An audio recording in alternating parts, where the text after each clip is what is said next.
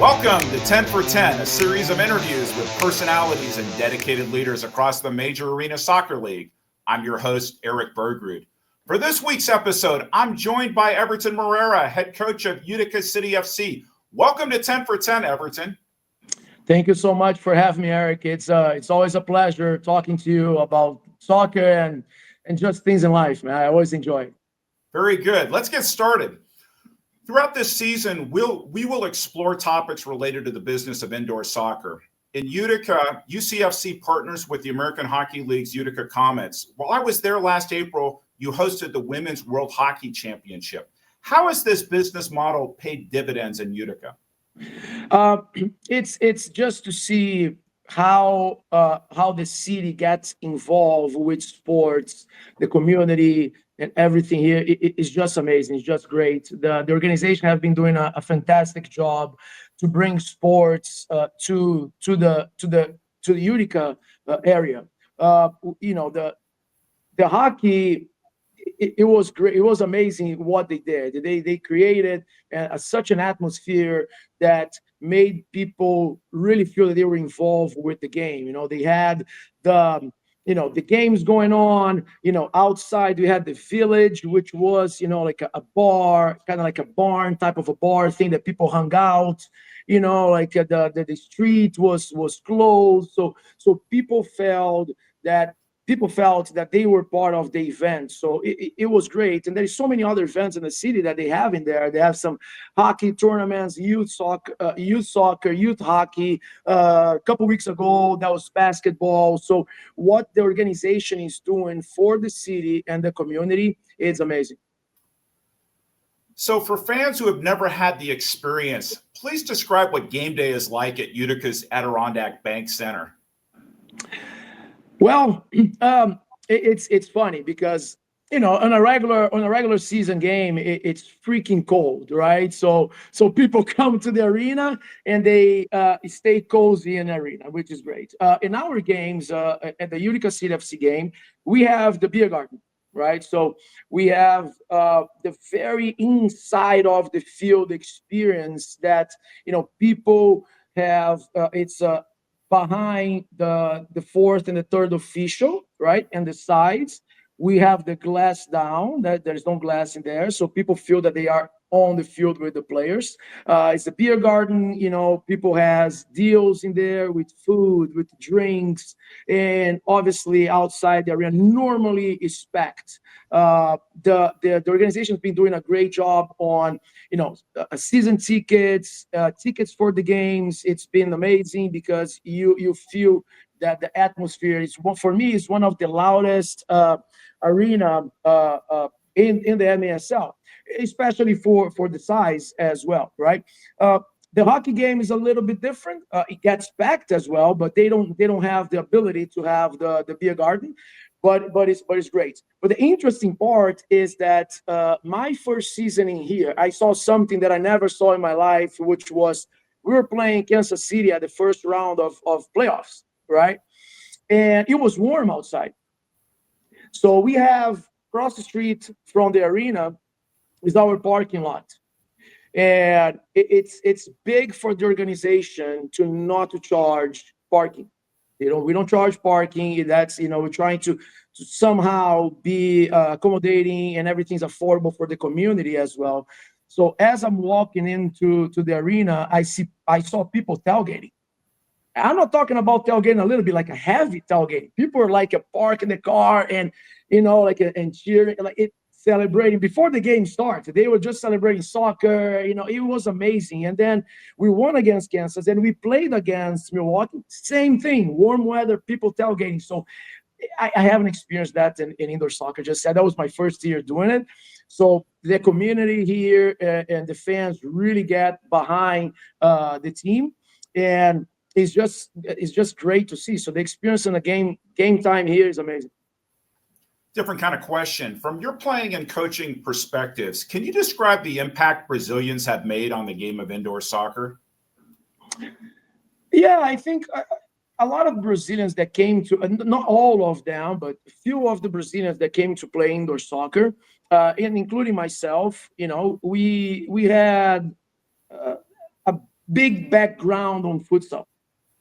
Like if you get an outdoor soccer player and a futsal player and made them play indoor soccer, I believe that, and I could be wrong, but I believe that a futsal player will adapt to the indoor soccer a little bit quicker, just because it's somewhat smaller, less players, like one less player, but it's smaller, but it's dynamic as futsal. Opposed to when an outdoor soccer player comes to indoor soccer, you're reducing the space for them, right? And including boards. So they're gonna adapt, they're gonna take a little bit longer to adapt. So with that being said, Brazilians coming here in Brazil, we grow up playing futsal, right? We don't have outdoor soccer till a certain age. Like when I was young, which is a long time ago, right?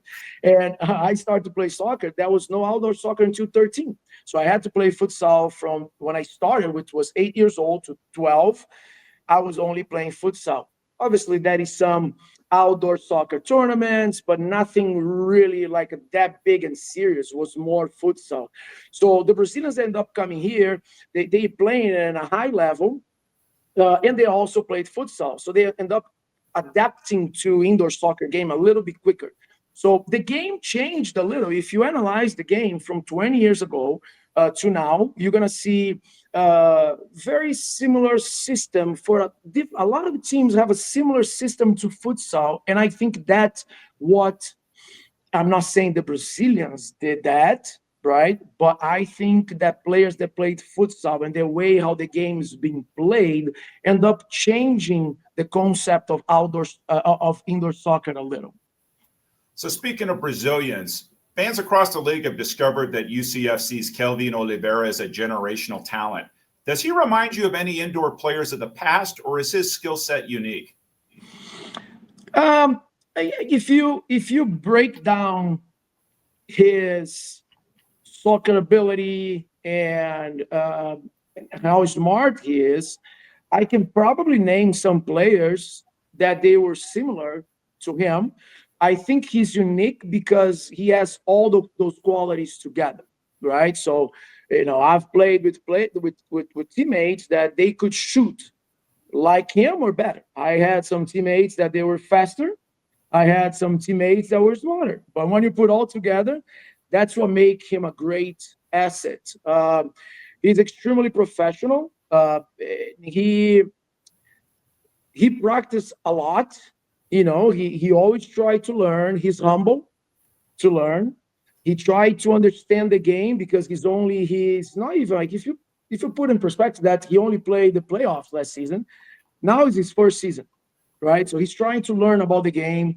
So he's unique how he thinks and how he presents himself, his posture, his desire to continue to grow. So like I said, if you break down on the abilities, I can see players to be like him or better sometimes, but when you put all together, he's a very unique player that would play in any generation that I've seen in indoor soccer, going back 30, 40 years, he would still play. I don't know how much of impact would it be causing like in a different generation, but I know for a fact that he would play and he would be great in all the generations in the past.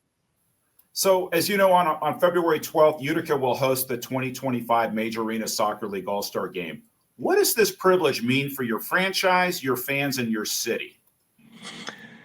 I think it's a great opportunity for the city to see the best of the best, right? I think it's a great opportunity for the league to showcase the best players as well. I think the league is growing every year, is growing and growing and growing the visibility as well. Having an all-star game is expose what is the best in our league, and sometimes you get interest from new investors, new owners, and all that stuff. For the players, it's a privilege. It's not the rights of anybody to be here doing anything, right? It's a privilege for the players that they were selected to come to play an all-star game. It's a privilege to come to be selected to be the best.